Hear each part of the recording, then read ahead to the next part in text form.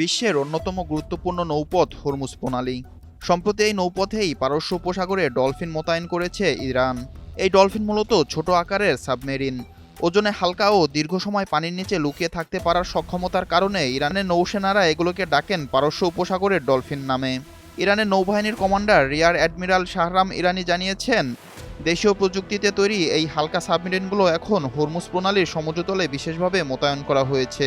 তার ভাষায় বিদ্যমান হুমকি, সামরিক প্রয়োজন এবং প্রতিরক্ষা কৌশলের অংশ হিসেবেই এই পদক্ষেপ নেওয়া হয়েছে। ইরানি নৌবাহিনীর দাবি, ছোট আকারের হলেও এই সাবমেরিনগুলোর সক্ষমতায় যথেষ্ট ভয়ঙ্কর। এগুলো দীর্ঘ সময় পানির নিচে সমুদ্রতলে লুকিয়ে থাকতে পারে, শত্রু জাহাজের গতিবিধি নজরদারি করতে পারে এবং প্রয়োজন হলে আঘাত হানতেও সক্ষম।